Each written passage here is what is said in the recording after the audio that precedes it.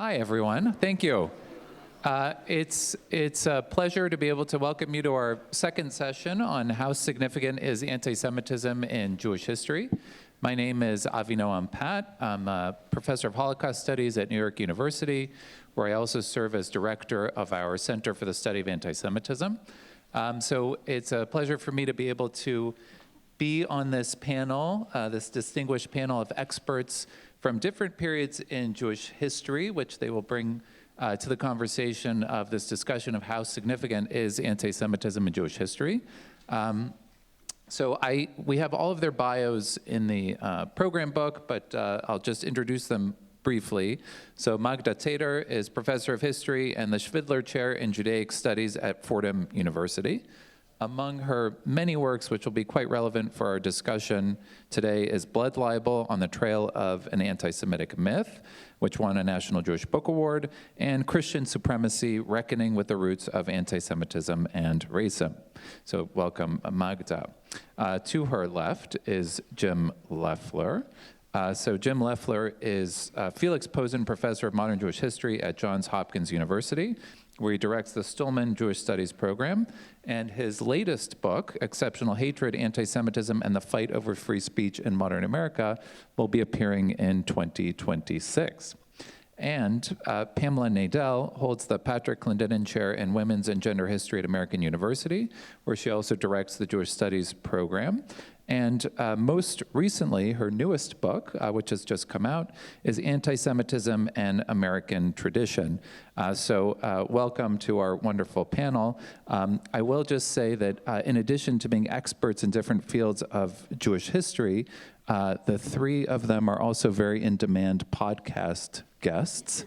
So they're both, all three of them will be guests on a podcast that Lila Corwin Berman and I have hosted through the Center for the Study of Anti-Semitism at NYU called The Jewish Question, and a new podcast that the Association for Jewish Studies has also put together on anti-Semitism. So this is like a live podcast recording. We will start with this discussion of how significant is anti-Semitism in Jewish history. This panel is going to be organized in three parts. We're going to look at the past, sort of looking at this question within the broader scope of Jewish history. And then we're going to look at sort of the influence of present moments and how the present perhaps influences the way in which we interpret the past.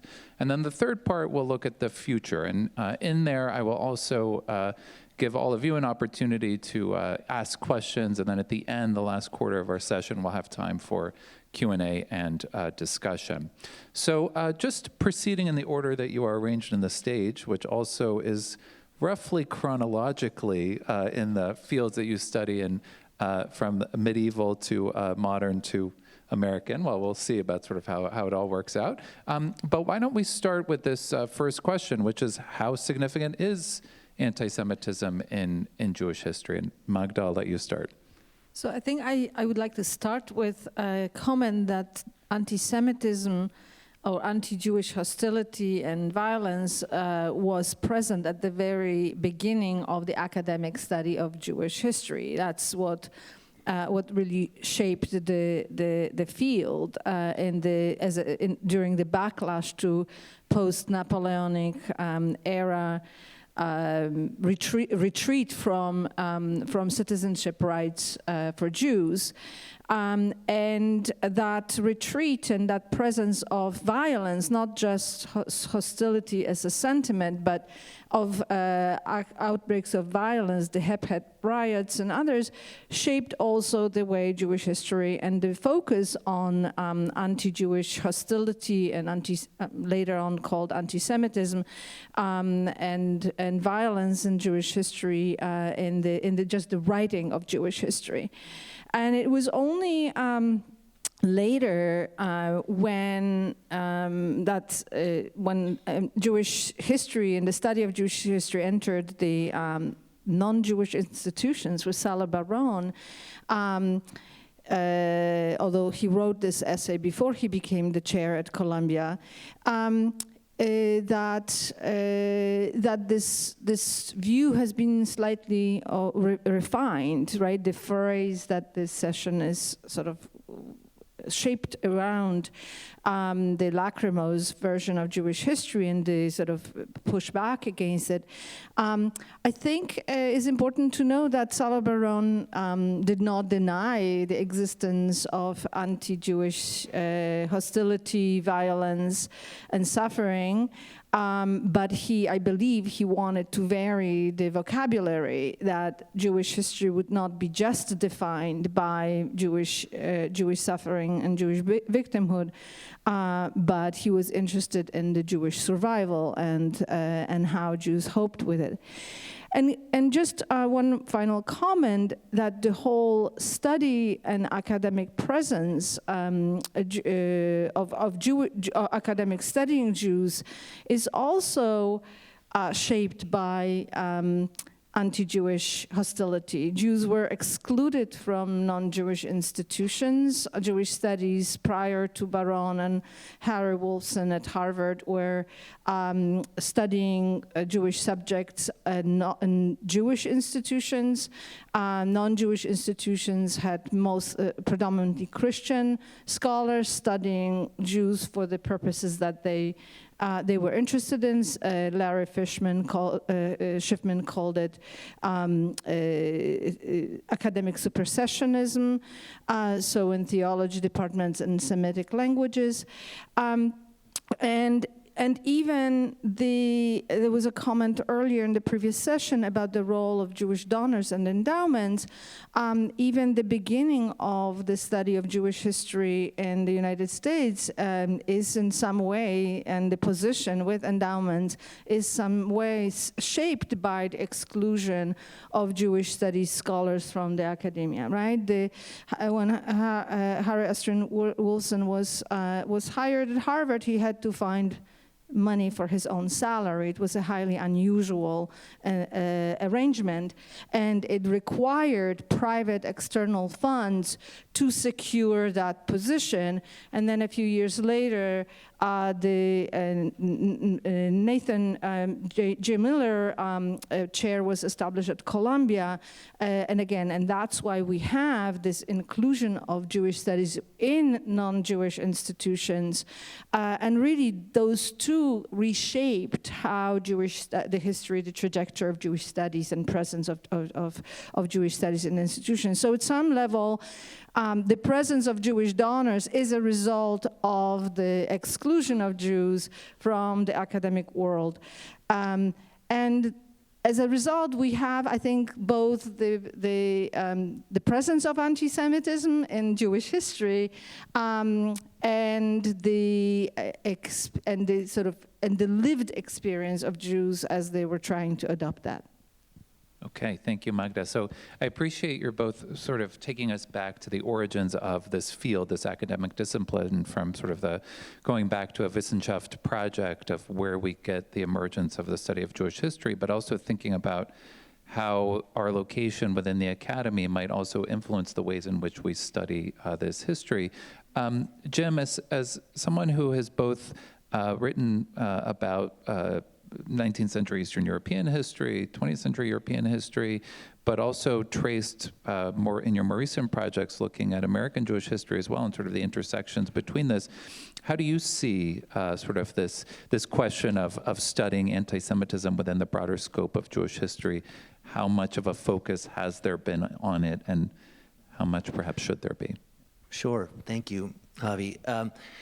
I want to begin by recalling, when I thought about this panel, what immediately came to mind was an essay by the great Yiddish writer Isaac Leibush Peretz called Concerning History. And it's a great little essay when she describes, the narrator says, I'm sitting on a park in Warsaw in 1891, and somebody comes and sits down next to me, another Jewish person sits next to me, and they say, why do you look so sad? And I say, this is Peretz's voice, because Graetz has died, as in the German Jewish historian we heard so much about in the last session.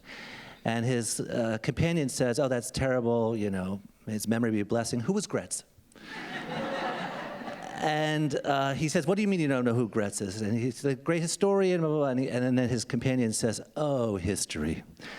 And he describes him as having this sour face, right? Or like he just swallowed something sour.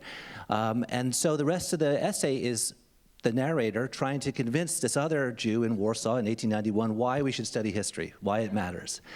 And they go back and forth. You need to know. Why do we need to know? I know who Jews are. Why do I need to have historians explain them to me? And I know Jewish history. It's in all the texts I read. I don't need to have somebody write a book about it. It's already in the real Jewish books. So by the end, he comes down with two arguments, and they're kind of smushed together. One is that we need history because it helps us respond to crises, right? Like the crisis in Eastern Europe in 1891. And second, he says, to know where you come from, to be able to teach your children who they are, and to support them as we go into future generations. So I think about this question in terms of, those are two things, and they are, one represents lachrymose response, if you will, to crisis and studying anti-Semitism, and the other is, no, DAFCA shouldn't be defined by that. We should be part of an ongoing project, again, which we heard about in the first panel, of self-definition, of giving ourselves our own self-knowledge. And what that tension is present from the beginning, and it's there in Eastern Europe. It is, I believe, a year later that Dubnov, the great Russian Jewish historian, announces his programmatic plan to collect Jewish history. And that, of course, is the same time, as we heard before, in which, over here, American Jewish Historical Society is being founded. So Avi asked about the connections, and I think there are these very powerful parallels that are happening, which are both response to crisis and an attempt to not be defined by it and to have a broader ambition to think about what the purpose of academic knowledge can be for a people, for a community, and for a society. When it comes to the study of it, I would say that, therefore, that tension is always reflected in setting the focus for various generations of scholars, and the agenda and the capacity, as Magda just spoke about, to be able to do this research. Because the reality is we are driven also by where we end up and what our institutions will fund and who will support it. And I think we've really seen a lot of waxing and waning over the century plus, since 120 years or so, since that moment of people saying at different moments in time, well, DAFCA, because of the anti-Semitism in the world, we want to take a different route and tell Jewish stories and recover Jewish experience. It isn't about that. And others saying, no, because of this crisis, we better understand this, and history will better explain how we got here. So I'll say more about that as we get into present and future, but it's a tension built in. And implicit in that tension is also one more thing I want to note, which is all of you. Right? That conversation that we hear in Warsaw in 1891 is a conversation about the scholar and the public, and the way in which the scholar needs the public and the public needs the scholar, even if they don't always recognize it. So I'm glad you're all here to listen to us today. Thank you, Jim. And I appreciate your making the distinction, or having us think about sort of those of us who are very engaged in the field and get into these academic debates about how we write history, and as we'll talk about the place of anti-Semitism within the writing of history, but then also thinking about sort of public perceptions of history and memory, and what are the stories that we tell ourselves about our past, and how do they serve sort of the needs of the present. And so, Pam, I want to turn to you as someone who's been so involved in the field of American Jewish history and has now sort of just written this new book on anti-Semitism and American tradition, but also thinking about the ways in which American Jewish history has been written from the past until today. How do you answer this question of how significant is anti-Semitism in Jewish history? Obviously, I'm convinced that anti-Semitism is significant in Jewish history. Otherwise, we wouldn't be having this conversation. But what it made me think about is when the writing of American Jewish history became professionalized. And even as Laura Liebman told us earlier, that the American Jewish Historical Society, which is housed at the Center for Jewish History, was established in 1892. The writing of American Jewish history as a serious academic project, even before the American Jewish historians are permitted to enter the academy, really happens in the wake of the 300th anniversary of the settlement of Jews in America, so it's following 1954. There's a conscious effort on the part of American Jewish historians to create a serious scholarship, academic scholarship on American Jewish history. They're not at that point paying much attention to anti-Semitism. And the reason they're not paying much attention to anti-Semitism at that point is because this scholarship is evolving in an era when we would have called, which others have called, the golden age of American Jewry. So I'm really thinking about, and we really did travel chronologically quite far, I'm thinking about the second half of the 20th century, and even before, and I'm sure many of you read Frank Foer's article on the golden age of American Jewry is ending in The Atlantic that appeared about a year and a half ago now. And even before that, I was involved in conversations with others about, was the golden age of American Jewry already over? And the reason that question emerged was because in times of crisis, and this happens with the development of the idea of the golden age of Spain, in times of crisis, people look for idyllic golden ages of the past, that they're mythological the way they're created. And what I discovered when I was writing Antisemitism in American Tradition is that that purported golden age of American Jews after World War II was not entirely golden. No age is entirely golden. There's lots of evidence about anti-Semitism in those years.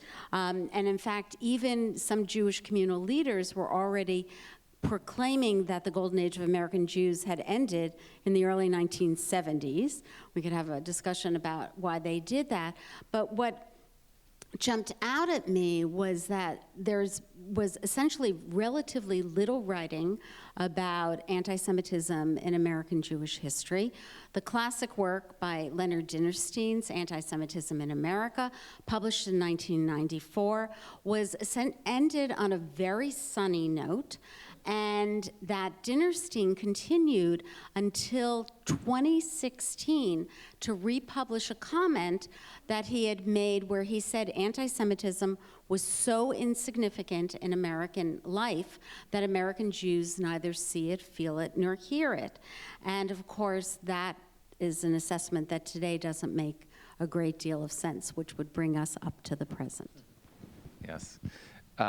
So in a moment, I'll segue to our next section, which is looking at the present. But one of the things that I'm reflecting on in terms of sort of putting my hat on as a professor of Holocaust studies is also thinking about sort of the relationship between the study of Jewish history and Holocaust studies, which for many, many years has been a field that has sort of been divided between people who focus on perpetrator studies and trying to understand the origins of the final solution and Nazi racial anti-Semitism, and then people who approach it from the perspective of Jewish history and think about sort of how does our understanding of Jewish history help us understand the nature of Jewish responses to persecution. And one of the goals, and Saul Friedlander has pushed us in this direction, is to write integrated histories where we bring the two into conversation with one another so that we understand both sort of where does, in the context of anti-Semitism, where does a worldview of Jews, a hatred of Jews that comes from a perpetrator mindset come from?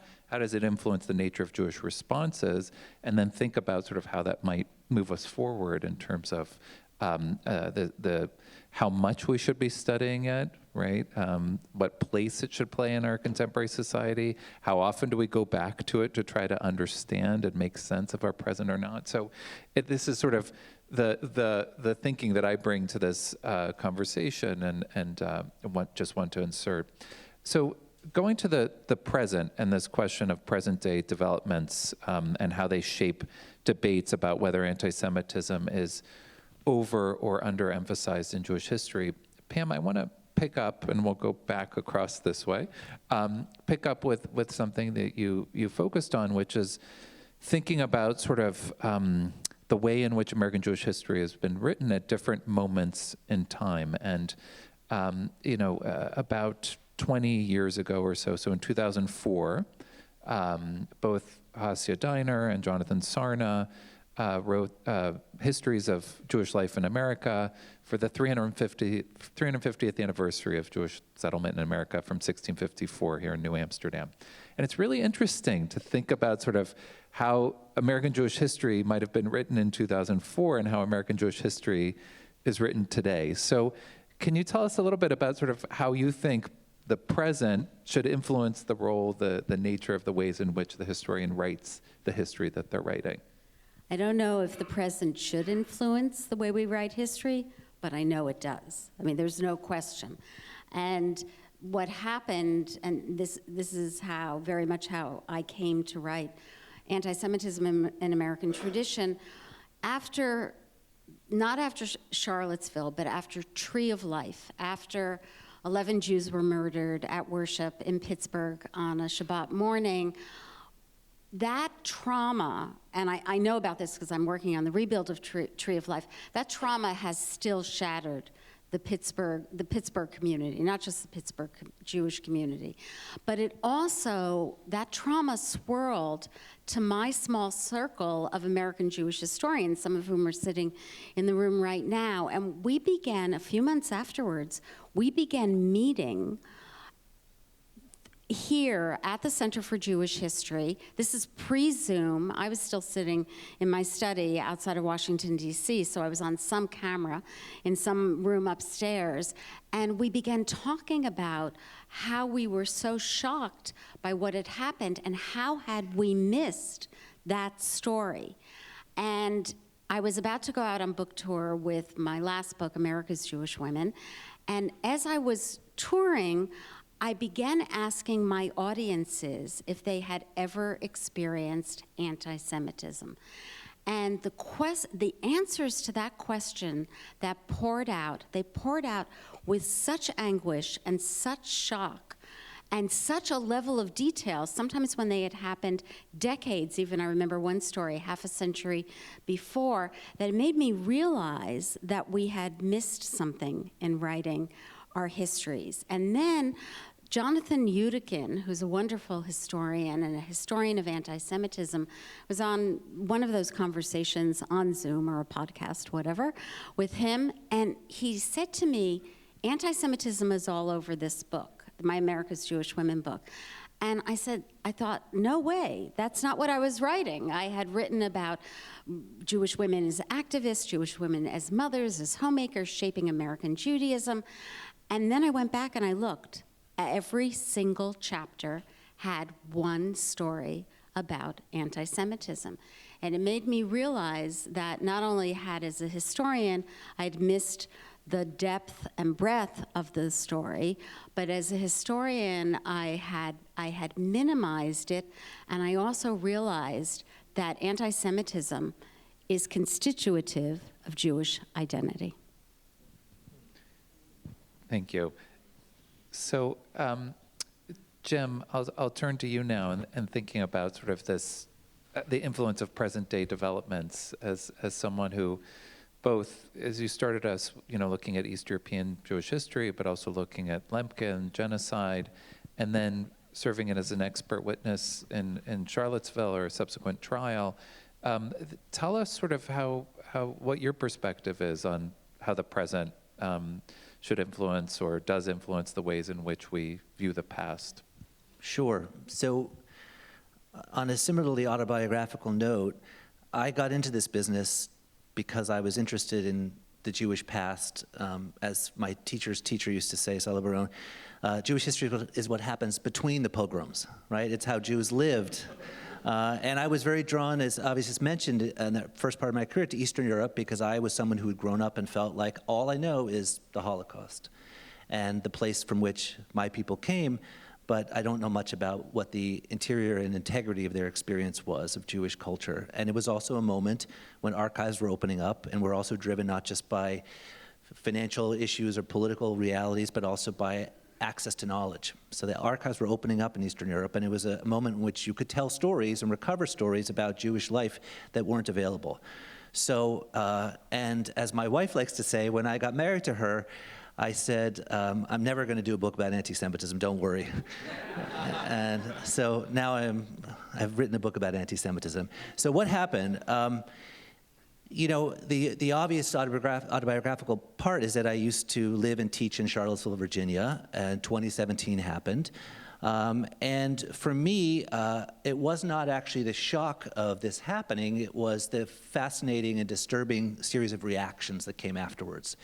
That it felt like many people on all parts of the political spectrum didn't have a proper language to talk about anti-Semitism in relationship to other forms of racism, as we heard from Susanna and others in the panel before, how to talk about diversity on campus and what it meant for Jews to experience that kind of vulnerability. It felt like already it was being politicized in how certain politicians on the right were talking about it and not talking about other things, or not talking about it and talking about Israel-Palestine.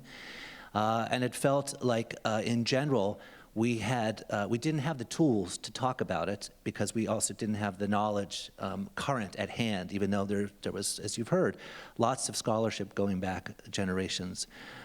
So I felt at that time that I didn't want to be defined by the headlines, but undeniably I wanted to explain how we got here. And I felt that was our task, to explain how we got here, not simply to weigh in on, is this anti-Semitic, is this not, but to give us a sense of, where does this fit into the story of America? Much like Pam's talking about. It's a story that is oftentimes not so much about present or absent, but about weighting and balance. How relevant is it to the story of America, and how relevant is it to the American Jewish experience? So I think that is our goal, and that is our challenge. It's complicated, and I'll just say, for me, I feel it's a very difficult balancing act for professional historians, because suddenly a lot of other organizations and entities and foundations and politicians want to engage this issue, right, for a variety of reasons. And so we're suddenly in a place in which we are both being, in some cases, offered support, in some cases competing with other voices about what is expertise and what is its role in explaining this moment, explaining anti-Semitism. That's not a new thing, but I think we're in a different kind of moment, particularly because we all work on college campuses, and there are many new kinds of organizations, advocacy groups, that want to engage the college space. They want to offer para-educational programs, right, where they're going to offer our own students chances to learn about this topic the way you won't learn it in the classroom. So that also has changed the way we have to write, I think, and how we have to be conscious of the competing voices out there, and presenting to a polarized, skeptical community that we have something to say, which isn't only going to be tagged as, well, they're affiliated with this or that, or their funding is this or that, or even the name of their endowed position is this or that, so that must mean we know in advance of what they're going to say. And these are things that I think have been present with us for some time. They're challenges and opportunities, because they force us to basically remind ourselves and the public of the basic meaning of what we're doing here. And I think that is something that we have to work even harder on, but it clarifies that in a lot of positive ways. Thank you, Jim. I appreciate also the clarity that you bring to this question of the work that we do, but also the different forces that are in tension sometimes with the work that we try to do. Also in terms of the way in which we study Jewish history, right? So we haven't talked about this much yet, but in thinking about even this term that we're using, anti-Semitism, right, as an analytical category that we bring to the study of Jewish history, you know, one of the things that we have to pay attention to is the ways in which our subjects might have perceived sort of the nature of that hatred at different moments in time, and then how that might have influenced the ways in which they respond to it, which might seem sort of like a very overly academic approach, but at the same time, as historians, can come into tension with, you know, it's this whole debate about what are the definitions and how do we define them. But for historians who are trying to do the work, it's actually important for us to be precise in the analytical categories that we employ. That may not translate always to perceptions of the work that we're doing. So Magda, how would you answer this question of sort of thinking about, as someone who has both written, you know, medieval history, but also brought this up to the present day and looked at sort of the structures of anti-Jewish hatred and anti-Semitism, intersections between anti-Semitism and racism, how do you answer this question of how do the forces of the present influence the way in which we write the history of the past? I think a couple of sort of recent historical moments that for me sort of began to churn, you know, my brain. One was certainly the 2017 Charlottesville. Then we had the attack and a massacre in Pittsburgh. And then we had COVID right after, right? So you have these like quick successions, and then we have October 7th. And then in the meantime, there are other attacks, whether it's in New Jersey and other places. And to me, one of the things that struck me is the immediate sort of public reaction that turns to Jewish history and seeks for the precedents. And it's looking at pogroms, and it's looking at other attacks, and it sort of emphasizes the ever-present hatred of Jews and violence against Jews as a kind of a normal feature of life, right? During COVID, it was like everybody was writing about the Black Death, and massacres of the Black Death, and then I sort of was worried about this normalization of language and the ubiquity that the only way we talk about Jewish history is through these acts of violence, as if there was nothing else that Jews represent and that can be done for Jews and to Jews. And it reminded me about all these medieval chronicles that talked about how Jews were burned and all these things. And really, we've been reinforcing through this reaction what I called in my Blood Libel book, grammars of hate, even though we are meaning well by pointing out to this kind of... What struck me after October 7th, and I've been teaching about the history of anti-Semitism. I've been writing about both Jewish history more generally and history of anti-Semitism, is that we've totally failed. The 100 years of historiography on anti-Semitism essentially has failed given the reactions. So one of the thoughts that I had at that moment, like literally within a few days of the massacre, was what I drew from my work on anti-Semitism and racism. And what struck me is that in the conversations about anti-Semitism and the study of anti-Semitism as a field focuses on the anti-Semites and what they thought, what they do. And what was missing was Jews and their lived experiences. And I realized that we have this like of separation between the field of Jewish history and anti-Semitism studies. And one is trying to avoid the Jewish suffering, right, since the misinterpretation or misrepresentation or misunderstanding of Baron's call for to be more in accord with historical truth. That's what he said, as he wanted to re-examine that concept of lachrymose history. Well, the history of anti-Semitism is only about the caricatures of Jews and analysis of that. They didn't talk to one another for many decades. And as a result, people who were concerned with anti-Semitism were unwittingly perpetuating both anti-Jewish stereotypes, but also these situations that Jews, it's normal to attack Jews. That's the normalization of the experience. And the lived experience was missing, and the lived experience that Jewish history has a lot to do with the sort of experience in navigating anti-Jewish hostility, navigating what I would call structural anti-Semitism or anti-Jewish Jewish frameworks, legal and social frameworks. But there's also more. And so I think the present made me, these events about the present made me think comparatively about approaches to the studies of racism versus approaches to the study of anti-Semitism, and also integrating the Jewish lived experiences into even my courses on the history of anti-Semitism. And I have to say that my students are shocked that you wouldn't have Jewish voices in the courses on the history of anti-Semitism. That there's like, why wouldn't? Like, why? So I think this is something that really made me rethink my historian's training, my historical approaches, and one of my books, actually 2 of my recent books are sort of speaking a little bit, gesturing to some of those issues. Yeah, so it's really interesting, Magda, because you're pointing us in the direction. Oh, and I think I should say, if you have questions, there are we're collecting note cards, so please feel free to write them down on the cards, and then we'll have time for Q&A.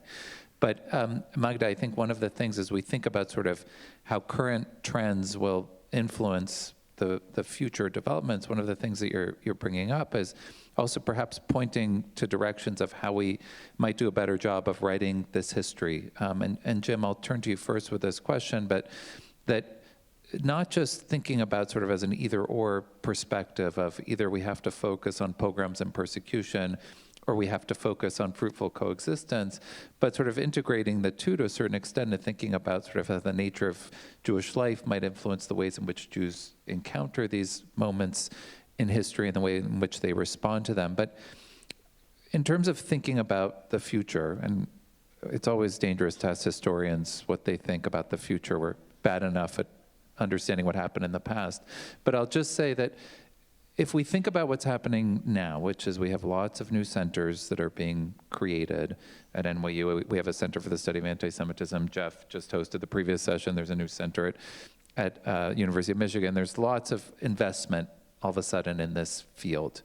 And then thinking about sort of this debate, the Salo Baron and the writing of history and the way in which we do this, how do you think this might influence the way in which Jewish history is going to be written, and what are the implications of this focus on anti-Semitism studies all of a sudden? Sure. I want to answer that by saying something that struck me in our conversations throughout this morning, which is that we're kind of using Jewish history as a stand-in for Jewish studies. And, and this is, we're all historians who are hearing today or speaking, but that's not the full extent of it. And I think that goes to what you're saying, Avi, about when we institutionalize new research capacities, you build these centers, right? It's not just about what is their relationship going to be to funders and to students and publics and media. It's also going to be what's the relationship going to be to the rest of the university. So one of the trends that I've seen, which is very interesting, and I don't know where it'll play out, but it's going to grow for sure, is just the rise of new scholars who say, I'm a neuroscientist. I want to work on bias cognition work. I do a lot of work with law, and there are many more people now building out a field of anti-Semitism and legal studies. Some of those are distinguished legal professors, law professors, who've worked in other areas and suddenly decided to jump into this terrain. Political scientists, right? Some of them are doing work which isn't entirely new if you think about the fact that in the US after World War II, there was a huge amount of social science research on psychology and sociology of anti-Semitism, often based at distinguished universities, funded by Jewish organizations, but that stopped. So now we're in a new phase where that is growing, but it also means new people are coming in the door from other parts of Jewish studies and from outside Jewish studies who say, well, I have a claim to do this because I'm Jewish, or I'm not Jewish, but I have a claim to do this because I work on bias, or I work on the economics of hate. That's going to be really interesting. Where does that take us? It will probably have a lot to do with the question of where the university goes, right? And whether the research agendas are going to continue to be set in ways in which the university is a balance. We provide education to people and we conduct advanced research. And how do we fund and balance those things out? I think it's going to be very difficult for us, and we're bound to see in the next little while a lot of competition, a lot of noise, and a lot of contentious debate. Exactly. My work is done here. Yeah, competition, noise, and contentious debate, where basically people say, why should it be the historians who get to explain what anti-Semitism is, where it comes from? Why can't someone who's a social psychologist simply say, I ran a study and I've proven that anti-Semitism originates here or there, or it is driven by this factor? So it's going to challenge basically the ways we think about producing knowledge. And of course, I'll be the first today to mention AI. And that other realities about how we not only produce knowledge, but also how we transmit it to people. I think that means we need more than ever a perspective on how we got to this place, but I think we're going to be challenged to really articulate how it is that we do what we do, and how that can incorporate other perspectives and methods that are going to also offer very powerful tools for thinking about the spread of anti-Semitism, but often unnuanced tools that don't really explain context and perception and experience the way we try to do. Thank you, Jim. So Pam, I'll turn to you next. What do you think will be the implications of all of this? And I appreciate also Jim's sort of pointing out the distinction between sort of thinking about Judaic studies as just from a historical perspective, which of course we're having a conversation about history, but bringing in many different disciplines and thinking about the implications of sort of supporting the study of anti-Semitism through incorporation of different disciplines. What do you think is going to be the impact of this on the way in which we study this topic? The first thing I want to say is I want to echo what Avi said, which is I know a lot about the past, a modicum about the present. I know nothing about the future, right? And that doesn't mean I won't answer it, because I'm always being asked about the future, and in this case about the study of anti-Semitism in the future. I think that we have a particular moment of challenge. Jim mentioned the challenge of AI.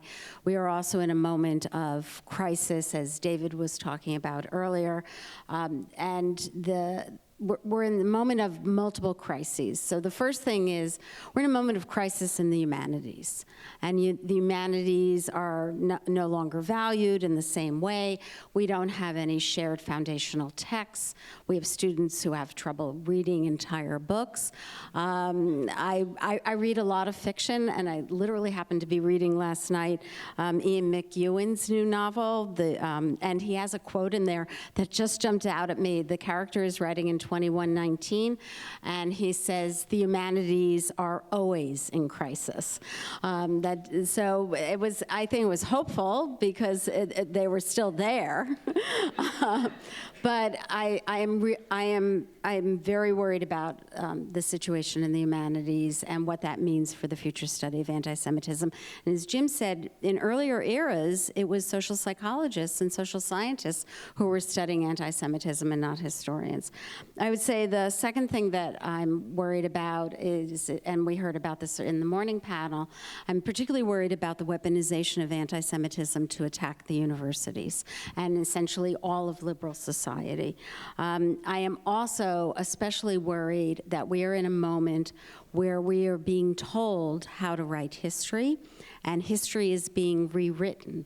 At the Smithsonian, the heads of the Smithsonian are all of their labels are being vetted. They're being told to scrub out many references to the way slavery was written there, was presented to the public. This has also happened in terms of women in the military.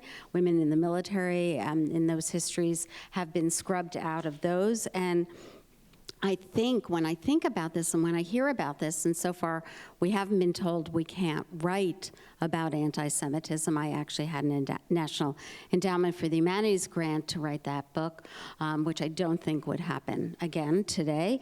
But I keep thinking about and you're the Russian historian, the Great Soviet Encyclopedia, right? The Great Soviet Encyclopedia was written for particular purposes to advance certain aims. So unfortunately, I'm not going to be so optimistic about the future. But maybe, as Jim was saying, maybe there will be other people who will take up the anti-Semitism studies, and who will, as Magda was saying, also focus on the Jewish experience.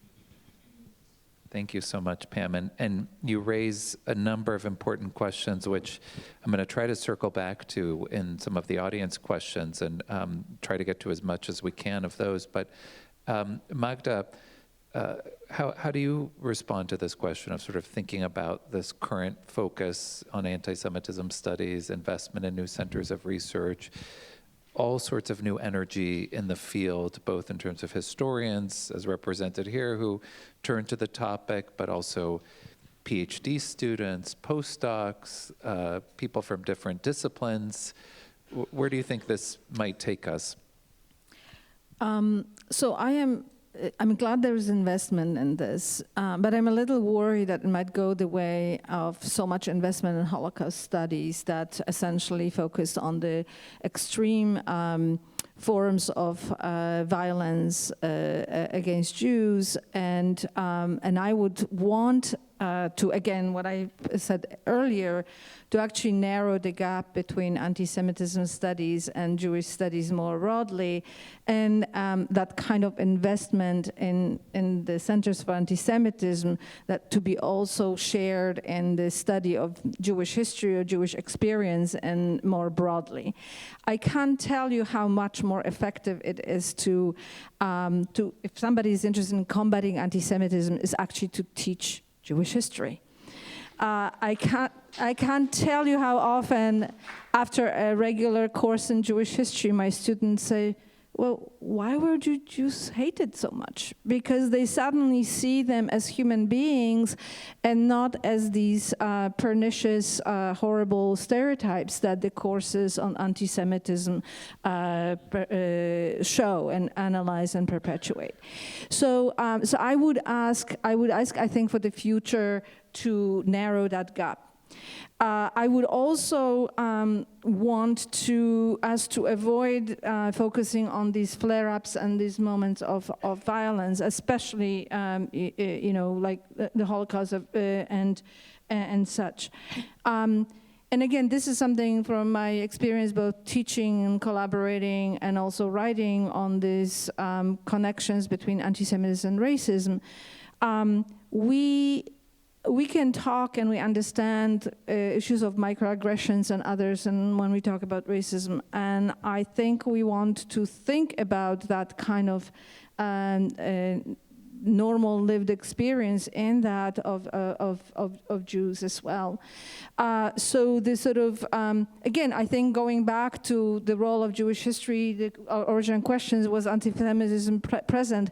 Yes, but not just through extreme violence, and it's part of the larger historical experience.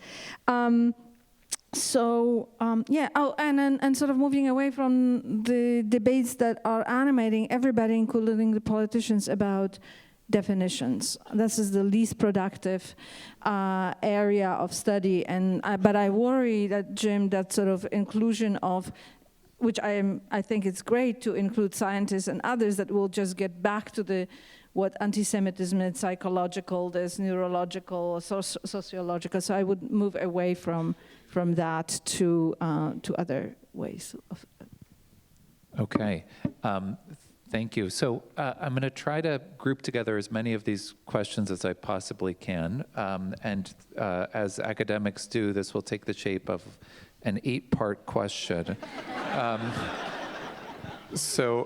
But I've tried to group them together a bit just in terms of themes that I've seen emerging. And so, Pam, one of the points that you brought up, and actually all of you have alluded to this, and Magda, you just brought it up in terms of political uses of definitions, and Pam, you talked about sort of the weaponization of anti-Semitism. So I have a number of questions here that ask about sort of, and I guess this fits in the present moment section of our discussion, thinking about how the work that we do, so this is as academics, as historians, as educators, as people on, all of us are on American college campuses at this present moment in time, how does the politics of this moment, so for example, the weaponization of the term anti-Semitism as a tool that is being used to attack higher education on the one hand, or the expectations of certain donors for the type of work that we should be doing in terms of either endowing chairs or fundraising for new centers or supporting the type of work that we do, and their expectations of what those who are teaching about either Jewish history, Judaic studies, or topics related to anti-Semitism should be doing. So that's another constituency. Or, we can think about our students and the expectations of our students. And we just heard a discussion about making sure that we have space for free and open exchange of ideas, and that we model that in our classrooms, which is, of course, what we should be doing. And then, sorry, this is part 8. And then just thinking about sort of at the same time, I always am concerned that sometimes what ends up happening is that we will have historians who will come in with some expertise in the study of anti-Semitism, and then we'll invalidate the lived experience of our students, or we'll say, no, no, no, that's different. It doesn't fit into the category of this definition. And what that ends up doing is it essentially invalidates sort of the lived experience of someone. And so how do we balance all of those competing interests and still try to do the work that we're trying to do? And feel free if you want to talk about weaponization or you want to talk about donors or students. How do you see us? So Pam, sorry to put you on the spot. I'll start with you, yeah. Wow. I don't try to balance all of those elements. Now, some of it may be because I'm at a university where we don't have an endowed center, although truthfully, I did have a meeting with donors the other day, so there goes that. I would say that I think about this in terms of circles. So the first circle that I'm concerned about at the moment are the students in my first year seminar on anti-Semitism. And I had what I think may be a unique experience this year because every single Jewish student in that class who decided to self-identify talked about that they've experienced anti-Semitism. So back to Avi's point, and also because it's what got me into the project, is I realized how powerful the lived experience was. So that led me to avoid the project of dealing with definitions.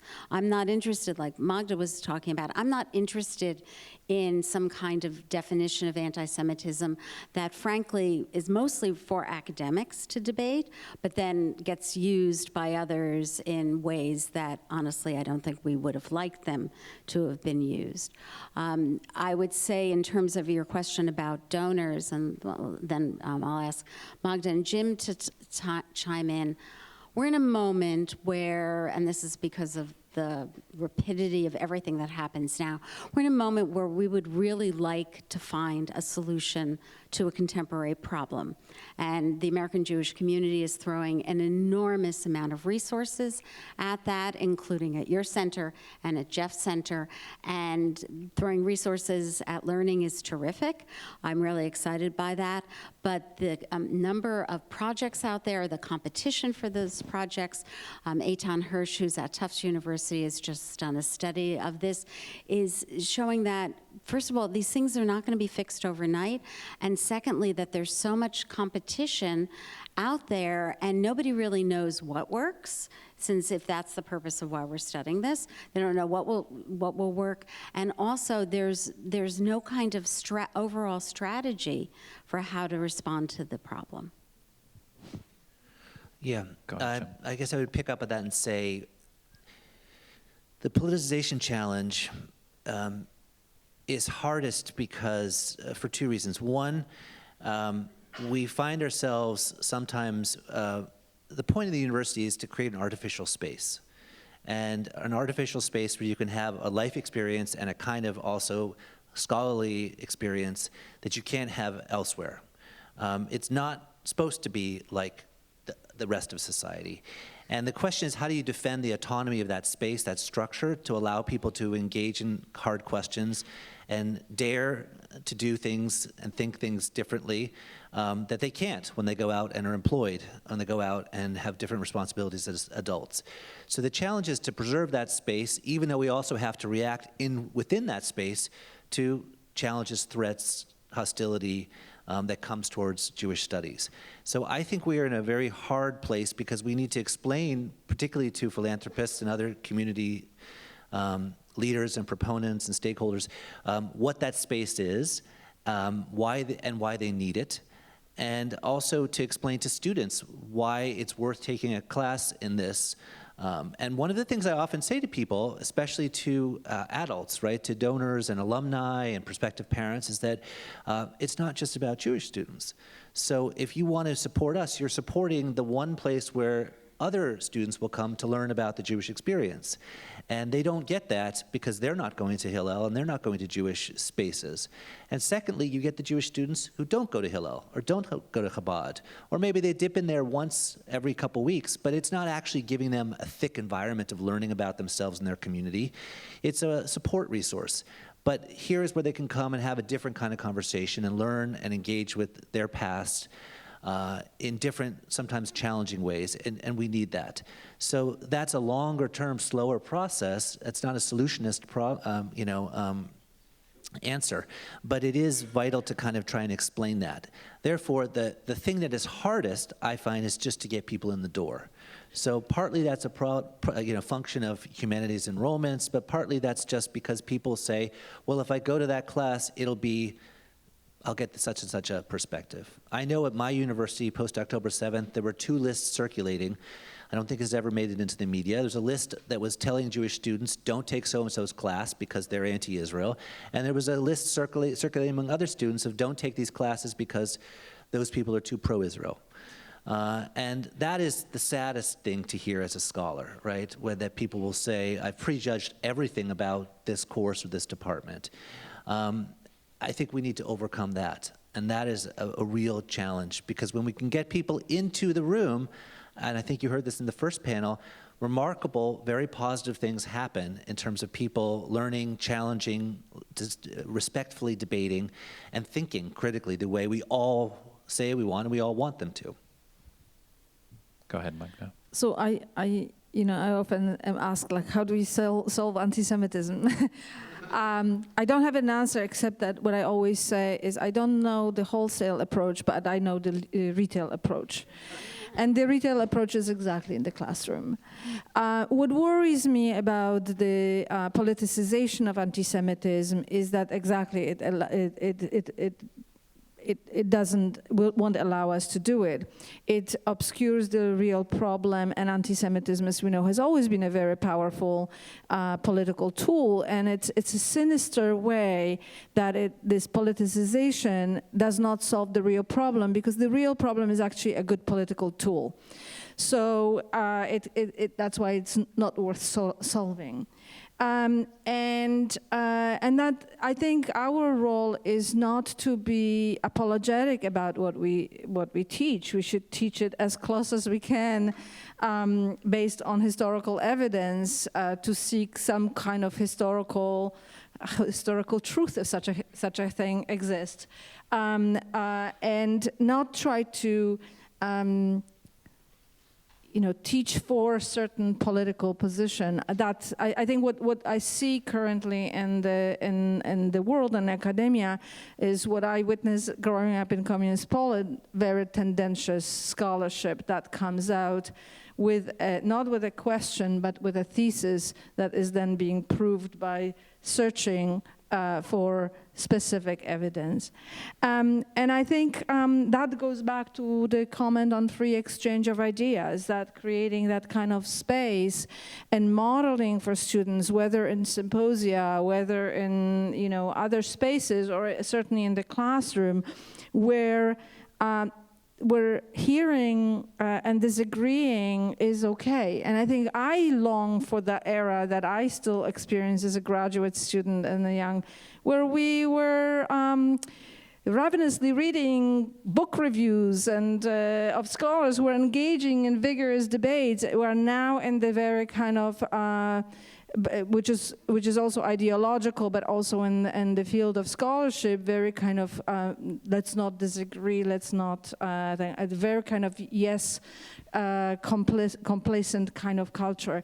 So I think we need to bring back the idea of disagreement, which is very much part of Jewish history and Jewish experience and Jewish intellectual life, from, I dare say, even biblical texts, but certainly rabbinics and on through modern secular politics, and not shy away from it. And I think in terms of donors who are very, some of them might be driven ideologically, is to bring that back, that this is actually not very Jewish to impose certain doctrinaire ideas, but it's very Jewish to be engaging in debates and disputes, so we can have 3 synagogues, one to go to, one to, for another person go to, and then another to disagree with, so. Well, I think you've all pointed out that there are many forces, societal forces, that are pushing us away from complexity and nuance and wrestling with different difficult questions and having the free and open exchange of ideas that can happen in our classrooms. But you've all made compelling cases for why now, of all times, we have to really defend this as a space where we don't reduce and come up with simple answers to very complex questions or answers that prejudge what the question should be, but to really preserve the space of the classroom and of rigorous scholarship, to ask difficult questions and to model the value of asking difficult questions and having that exchange of ideas in our classrooms and at universities as a whole.